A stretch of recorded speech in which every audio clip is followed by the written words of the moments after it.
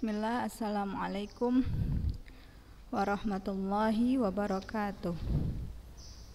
Waalaikumsalam Waalaikumsalam warahmatullahi wabarakatuh. wabarakatuh. Iya, Masya Allah, 17 orang ya. Sambil nunggu, siapa tadi yang mau setoran? Hadis ke-29. Pagi tadi yang chat Ustazah, siapa tadi yang belum, nggak ada namanya. Pagi-pagi Ustazah Ustazah. repot. Ya. Ustaz izin ya Za, wifi dia mati lampu di sana di rumahnya. Siapa? Alsa. Atira. Oh, Atira. Atira. Oh iya. Syakira yang mau setoran hadis ya? Ya sudah. Ya, boleh Syakira. Ya malu di sini. Jangan malu di sini. Jangan tengok-tengok ya, We.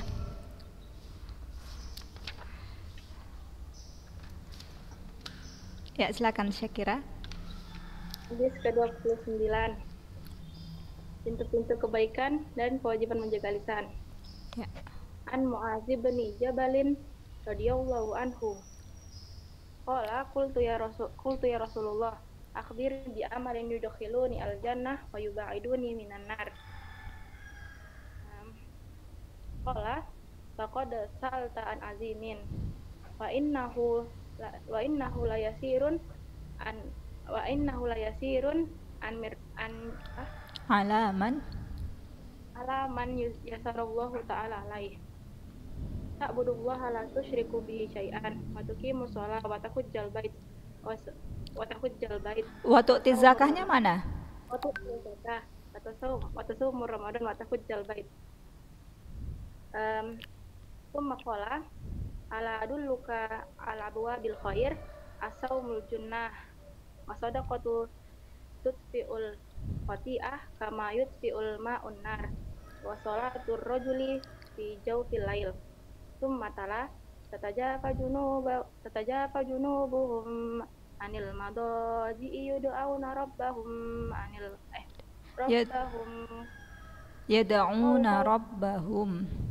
Yad'una rabbahum khawfan wa mimma razaqnahum yunfiqun. Fala ta'lamu nafsum ma ukhfiya lahum min qurrata a'yunin jazaa'um bima kanu ya'malun. Summa qala alla ukhbiruka bira'il amr wa amudihi wa zirwati sanamih. Qultu bala ya Rasulullah. Summa qala ra'sil amr al-islam wa amuduhu as-shalah wa zirwati sanami al-jihad. Summa qala ala ukhbiruka bimala kidzalika kulli. Qultu bala ya Rasulullah. Fa akhadha bilisanihi summa qala kuffa alaika hadza. Qultu ya Nabiyullah wa inna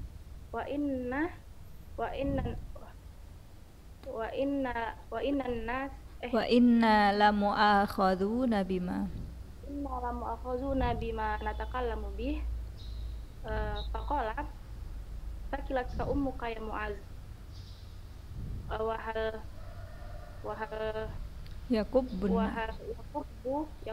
yakubbun nas fin nari ala wujuhihim aw qala ala manakhirihim illa hasaidu alsinatihim, rawahu Tirmizi. Ya, barakallahu fiik. Tapi Syakira tadi bacaannya banyak yang salah ya, Syakira, harokat seperti itu. Di ayat Al-Qur'annya tadi di surah As-Sajdah lebih teliti lagi Syakira dalam melihat huruf-huruf, harokat-harokat ketika mau menghafal. Enggak untuk Syakira aja ya, untuk yang lain-lain. Ya Rasulullah itu banyak yang baca ya Rasulullah. Seperti itu. Jadi tidak hanya teliti dalam kerjaan-kerjaan rumah, mengerjakan tugas dan teliti dalam segala hal, tapi juga termasuk juga teliti dalam membaca sebelum menghafal.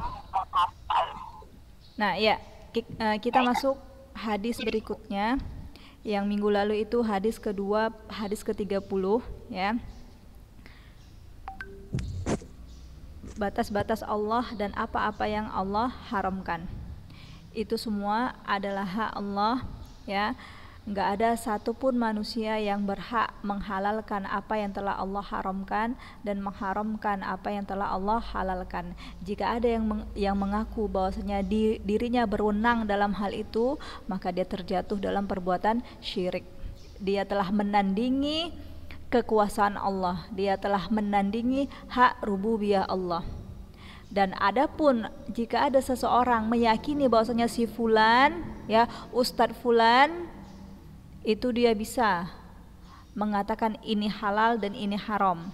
Nah, kami mengikutinya karena dia telah memiliki kedudukan tertentu.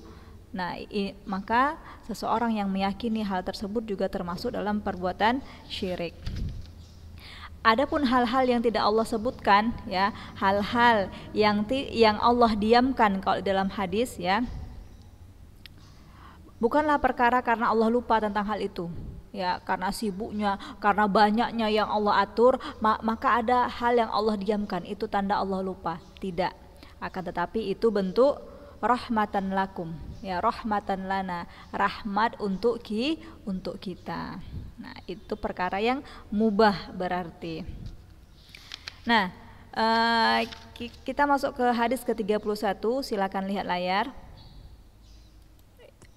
Ya, jumlah kita 20 orang ya. Jumlah kalian.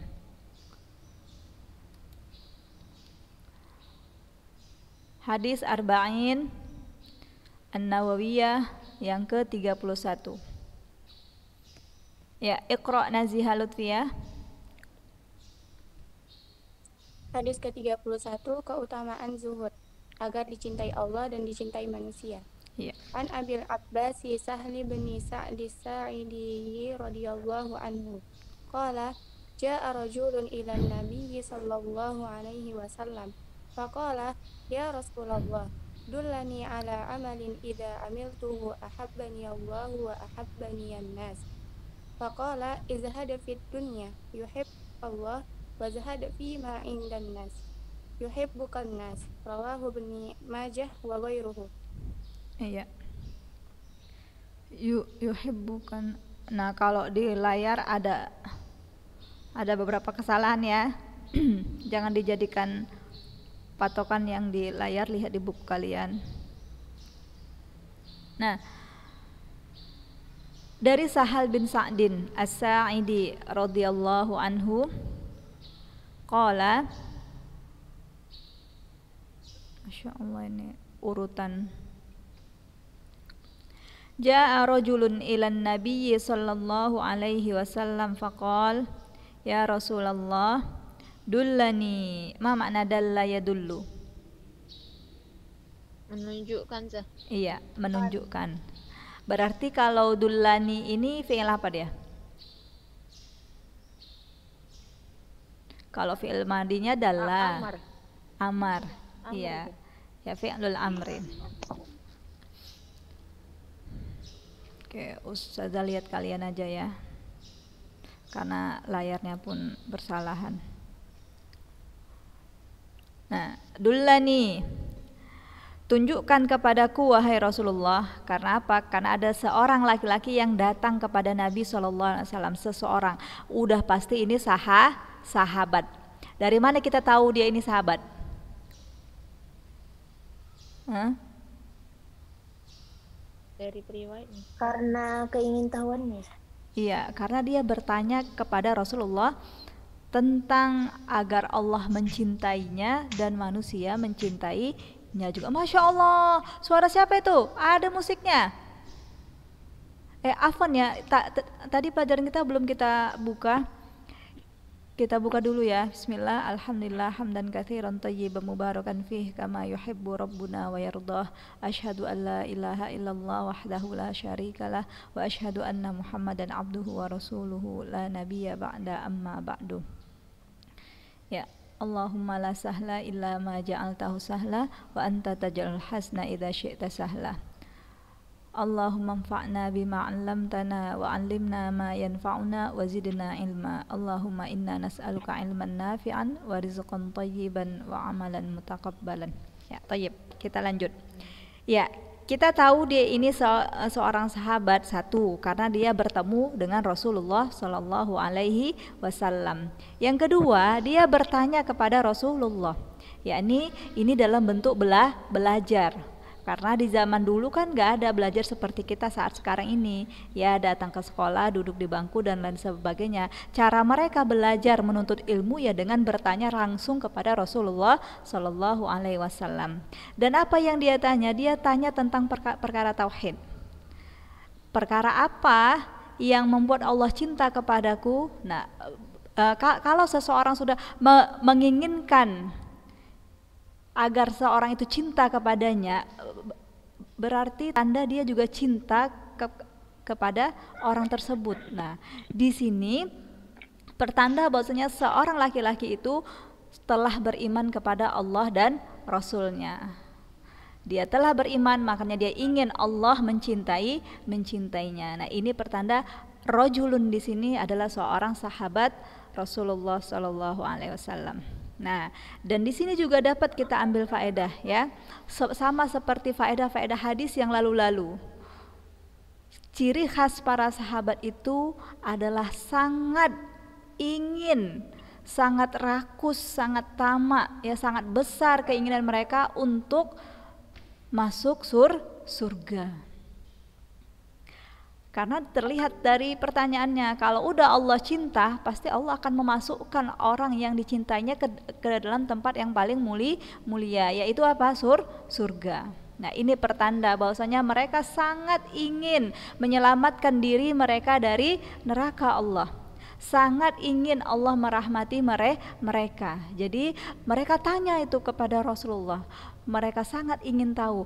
Mereka ingin tahu tips dari kekasih Allah langsung, yakni Rasulullah utusan Allah. Apa sih perbuatan yang bisa membuat Allah cinta kepadaku? Ya Rasulullah, dullani ala amalin idza amiltuhu ahabbani Allah. Tunjukkan kepadaku wahai Rasulullah, ajarkan kepadaku sebuah amalan yang apabila aku mengamalkannya Allah akan cinta kepadaku. Wa ahabbaniyan nas, dan manusia juga cinta kepadaku. Di sini ada keseimbangan ya, ananda semuanya. Di sini juga dapat kita ambil pelajaran, enggak hanya cinta Allah aja yang kita kejar. Ingat, kita ini hidup di dunia. Gimana mungkin Allah cinta kepada kita tapi manusia benci sama kita? Tentunya dalam perkara-perkara yang Allah ridhoi ya. Tentunya di sini perkara yang sebuah amal yang membuat manusia cinta kepadanya bukan dengan mengikuti keinginan manusia. Oh ya udah, biar berarti menggapai cintanya manusia itu juga termasuk ciri khasnya para sahabat. Ya udah, saya lakukanlah apa yang kata manusia. Syakira, anti ini kumpul-kumpul di keluarga pakaian anti kayak gini, kayaknya kita nggak cocok lah. Lalu kita dipandang sini sama keluarga kita, ini membuat keluarga saya nggak suka sama saya. Oke, saya ikutin kemauan mereka. Nah, tentunya bukan ini ya. Lalu apa? Nah, apa jawaban Rasulullah Shallallahu alaihi wasallam? Izhad fid dunya, izhad, zuhudlah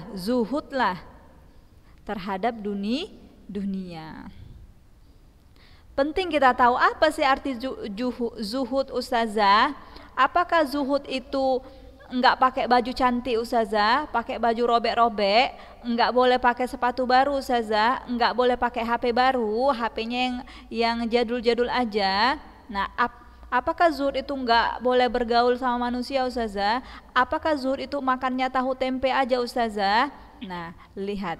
Boleh kita tahu ya, zuhud secara bahasa itu ya artinya meninggalkan. Nah, ini perlu kita ketahui karena banyak kaum muslimin sekarang tuh salah tanggap terhadap makna zuhud. Lihat orang pakai pakaian bagus dikit, anti enggak zuhud. Lihat nih anak pakai pakaian lusuh, ya itu aja, agak koyak-koyak dikit. Ini zuhud, anak enggak suka sama kenikmatan dunia. Tuh apa itu dunia itu cuma sementara. Nah, jadi enggak perlu kita pakai pakaian bagus, pakai mobil bagus itu mubazir, anti enggak zuhud, jalan kaki aja. Nah, seperti si fulan itu, lihat dia jalan kaki karena dia zuhud terhadap dunia. Nah, itu pemikiran yang salah ya. Zuhud secara bahasa itu meninggalkan. Lalu perkataan Rasulullah di sini, izhad. Izhad maksudnya adalah mengambil kadar darurat. Izhad. Fi'il amar dari zahada. Mengambil kadar darurat atau hajat dari dunia yang Allah halalkan. Mengambil kebutuhan yang kita butuhkan di dunia ini dengan apa-apa yang telah Allah halalkan. Nah, ini yang dimaksud Rasulullah, izhad fid dunya. Ambillah perkara yang kau butuhkan di dunia sesuai kebutuhanmu dari apa-apa yang telah Allah halalkan.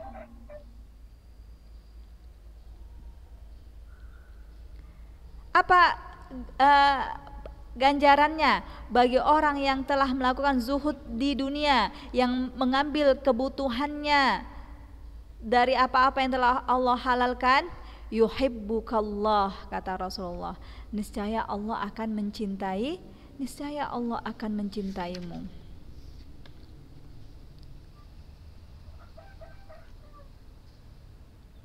Jadi zuhud ini adalah sebab untuk memperoleh kecintaan Allah. Kita mencari nafkah, ya. Orang tua kita, orang tua kalian bekerja mencari nafkah karena membutuhkan nafkah tersebut untuk anak istrinya dari perkara-perkara yang telah Allah halalkan, maka itu termasuk zuhud. Jadi keluar dari mana zuhud? Orang yang mengambil kebutuhannya dari perkara-perkara yang telah Allah haramkan. Dia cari rezekinya dengan cara korupsi, misalkan perkara yang Allah haramkan. Dia berjualan tapi berdagangnya banyak kebohongan di dalamnya. Dia bilang ini merek paling bagus ya dan lain sebagainya, dan ternyata ini KW 100%. Nah, ini kan perkara yang Allah haramkan, berbohong, bersumpah palsu. Sumpah Bu, saya jualan ini untuk lepas modal aja lah, saya nggak penting untung, yang penting balik modal. Padahal logikanya nggak ada orang yang mau jualan tanpa untung, meskipun Rp1.000 untung juga, tapi dia berani sumpah Bu, ini harga modal saya Bu. Nah, dia tunjukkan kasbonnya. Nah, ini Bu, saya nggak ngambil untung. Kalau Ibu ambil sama saya, Ibu untung lah Bu, karena sama saya yang cuma saya yang bisa kasih harga modal. Saya sumpah Bu. Nah, ini sumpah palsu. Lalu dengan cara seperti inilah dia mencari nafkah untuk keluarganya. Maka keluar perbuatan ini dari makna zuhud. Lalu tentang zuhud juga ya. Apa itu zuhud menurut Imam Ibnul Qayyim rahimahullah? Ya. Ibnul Qayyim rahimahullah mendengar gurunya. Ada yang tahu siapa guru Ibnu Qayyim Al-Jauziyah? Ibnu Taimiyah. Naam. Ibnu Taimiyah. Naam, ahsantunna. Ibnu Taimiyah. Ibnu Qayyim mendengar Syekh Islam Ibnu Taimiyah berkata tentang zuhud. Apa itu zuhud? Kata Syekh Ibnu Taimiyah, az-zuhdu tarku ma la yanfa'u fil akhirah. Az-zuhdu tarku ma la yanfa'u fil akhirah. Zuhud itu adalah meninggalkan perkara yang nggak bermanfaat untuk akhirat.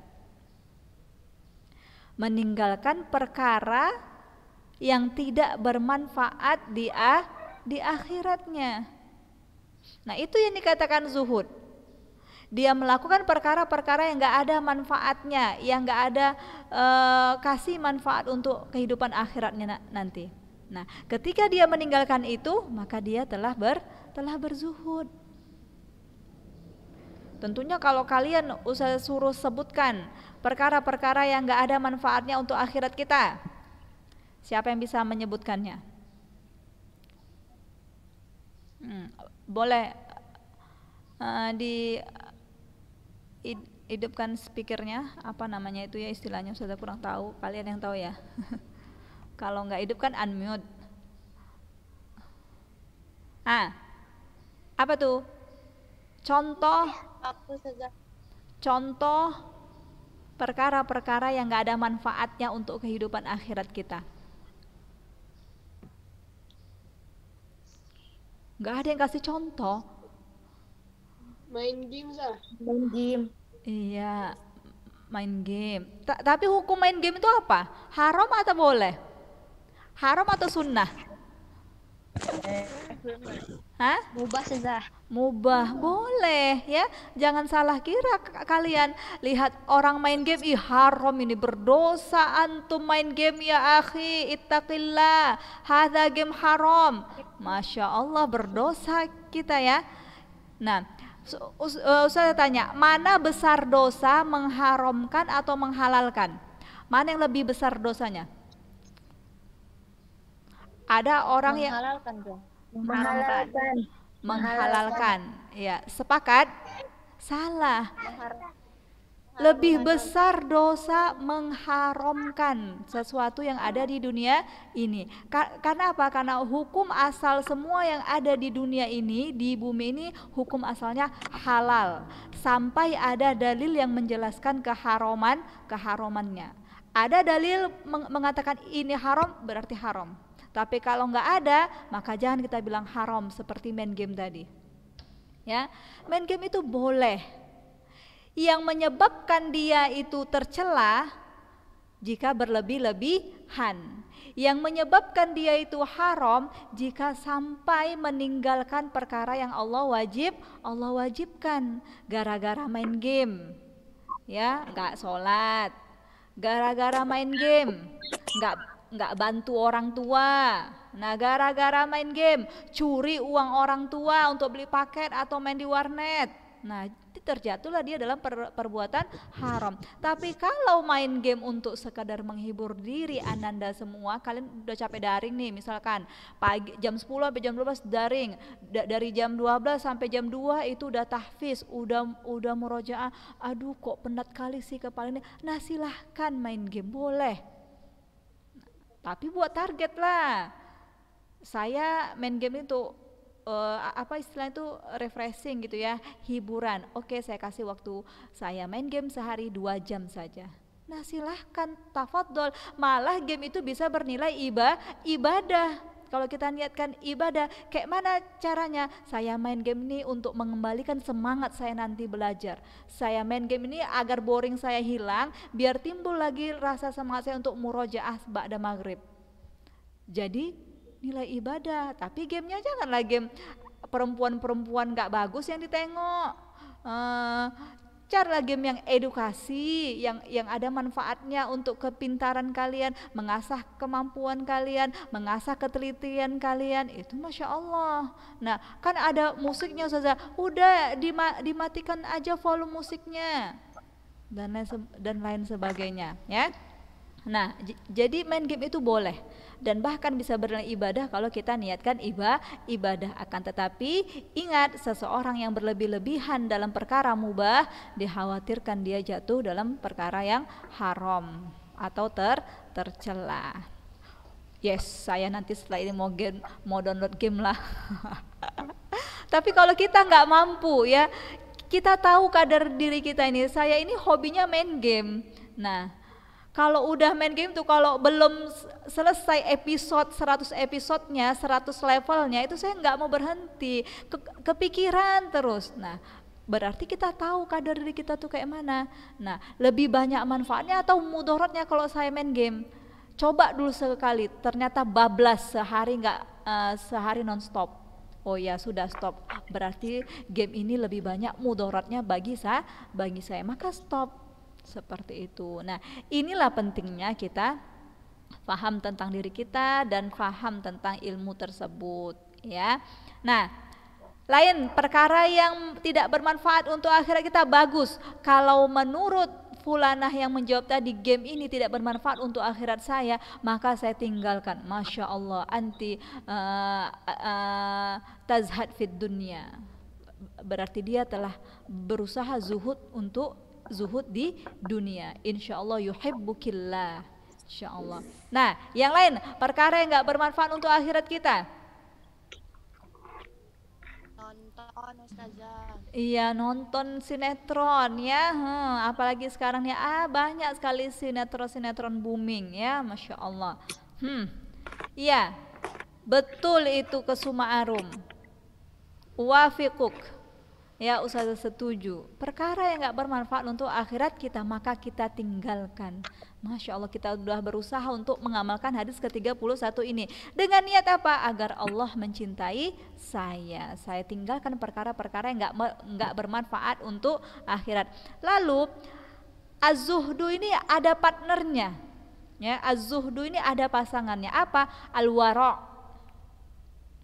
Apa itu al-wara'? Kata Syekh Islam Ibnu Taimiyah, al-wara'u tarku ma takhafu dararahu fil akhirah. Itu al-wara'. Wara' itu meninggalkan apa-apa yang membahayakannya di akhirat. Kalau zuhud tadi meninggalkan perkara yang enggak bermanfaat untuk akhirat, sementara wara' meninggalkan perkara-perkara yang membahayakannya di akhirat. Masya Allah ya. Kalau terkumpul pada diri seseorang sikap az-zuhdu dan al-wara', la haula wala quwata illa billah. Ya, intahal waqt ya. Masya Allah, singkat ya, baru satu baris ya. Kita lanjut minggu depan Insya Allah. Dan ingat, jadwal setoran kita itu Senin ya nak. Senin kalau udah Ustazah WA seret-seret, nah itulah jadwal. Kalau siang itu Ustazah sudah tahfiz, kalau sore biasa ibu rumah tangga, kalau malam juga kembali daring sama anak Ustazah. Insya Allah ya. Nah, semoga apa yang telah kita ceritakan pada pagi ini bermanfaat dan Allah mudahkan kepada kita untuk meninggalkan perkara-perkara yang tidak bermanfaat untuk akhirat kita. Allahumma amin. Jadi hari Senin yang sudah menyetorkan hadis 29 boleh setorkan hadis ke-30. Ya, Masya Allah ya.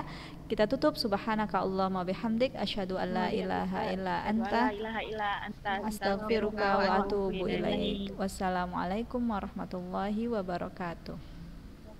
Waalaikumsalam warahmatullahi wabarakatuh.